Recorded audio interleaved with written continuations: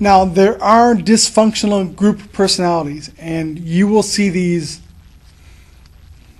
commonly. I mean, not everybody in a group will have every group will have a dysfunctional personality, but it's fairly common. There's 4 basic types of dysfunctional group personalities. One of them,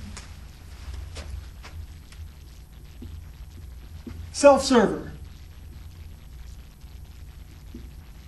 The self-server thinks the rules don't apply to them. They show up late. They don't contribute much. They're not too worried about it because it's all about them. That's their only problem. That's their only thing. It's all about them.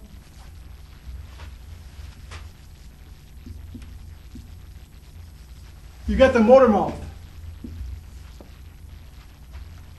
How many of you know a motor mouth? You know, the person that talks because they like the sound of their own voice? My wife accuses me of that once in a while, which is why I got into nursing, or actually why I got into education, because I get paid to talk. Ha ha! Got to take a weakness and turn it into a strength. They always interrupt, though. They always, no matter what's going on, they have a comment. How many of you know a motor mouth? Wonderful person, aren't they? How about the mouse? The mouse is afraid of voicing their own opinion. Takes no risks, no responsibilities, very timid, always votes with the group. They never have a dissenting opinion. Even if they don't like it, they're not going to say anything about it.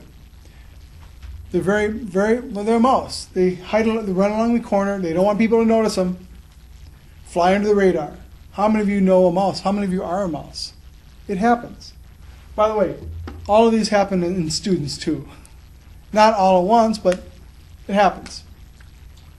The last one, the critical conservative. Critical conservative. What does a critical conservative do? Every idea is wrong. Every idea won't work. We've tried it in the past. It's not going to work now. Obsessively negative. Everything's wrong. Nothing is good. The world is terrible. Blah, blah, blah, blah, blah. The critical conservative. I would imagine you all know at least one of those in your life. Or probably there's somebody on your job that's like that. They can be a real drag. These other ones are challenging. Self-server who shows up late, doesn't pay attention to the rules, that's a problem. Motor mouth, just never stops talking. The mouse is quiet and doesn't say anything. But this person, their sole purpose in life is to drag people down. That's a problem. So, what can you do to improve communication at a meeting? If you're running a meeting or attending a meeting, come prepared. Be ready to go. Have your information in front of you. Listen. Be open to other viewpoints. You don't have to agree, but you do have to listen. Keep on track. Don't visit. Don't chit-chat. Don't answer texts. Don't Facebook. I've seen all of that. Don't chit-chat and visit. It's annoying. Present your ideas and opinions appropriately, not like a motor mouth. If you have a disagreement, unlike the critical conservative, if you think something is not going to work, give a valid reason. Be able to back up your statements. And don't assume everybody knows what you're talking about. Clarify. Now, as a group leader, what should you do for good communication? Be organized, communicate effectively. Have a clear purpose for every meeting. Don't just say, let's get together and talk. We're going to get together and talk about hand washing. Have an agenda. Stick to it. Have all the equipment ready. Know how to use the equipment. Summarize action steps. And here's the big one. Start on time. End on time or early. Starting late and running late is a sign of poor organization. Team building is really critical because no one person has all the answers. You need experts in each field.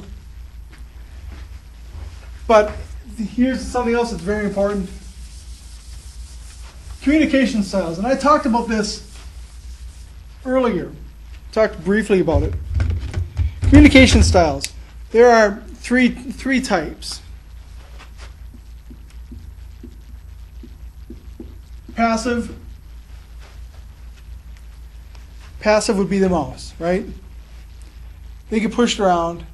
They get the work dumped on them. They get the worst schedules, the worst assignments, because they don't say nothing. They're passive. Everybody works with at least one person who's passive, and it may be you. Maybe me. It's not me. At one point it was me. Passive.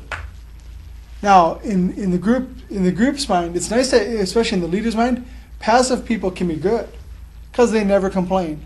They never balk. They just do what they're told. At the other end,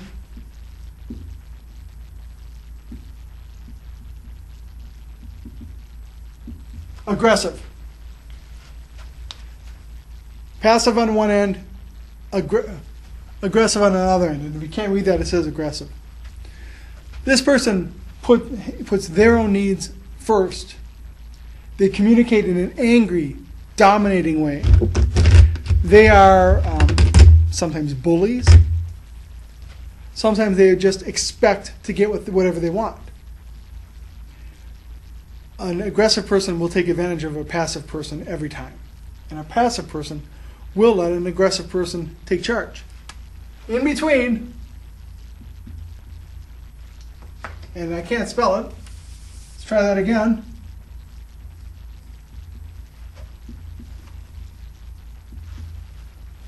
Assertive people. Assertive person stands up for themselves. They don't get pushed around. They're also not a bully. They stand up for their own needs in ways that doesn't violate anyone else. They use a lot of I statements. Not, you did this, but I noticed that when XYZ happened, this was the ABC was the result. So assertive is the best way of communicating because it's non-aggressive. It encourages respect of the person talking.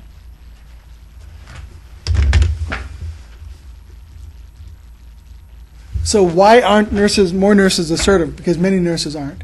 It can be very difficult for people who are not naturally assertive to demonstrate assertiveness.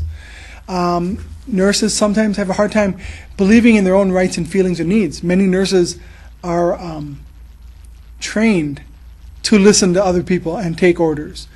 That's very common in the older nurses who were raised that way.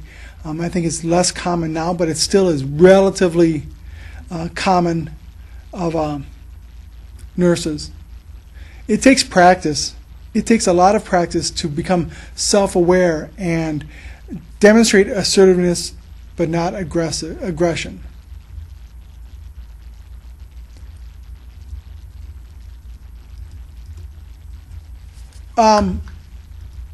When to use assertive communication?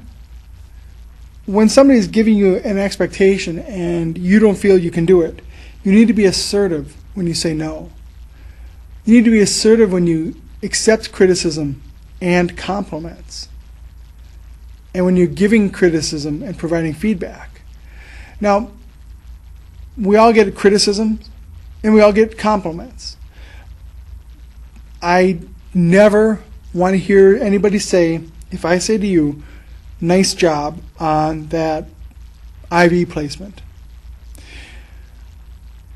The most says, oh, it was nothing, or, well, it's just what I was taught to do, or just the job, or thanks, I got lucky.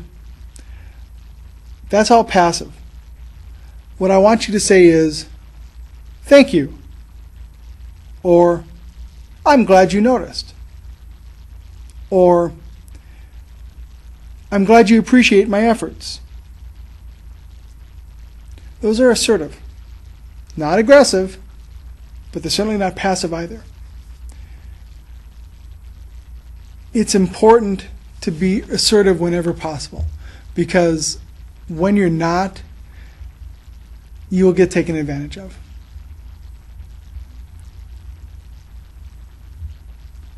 I'm going to pause here now. The next portion will be SBAR communications, and but we're going to stop at this one right now.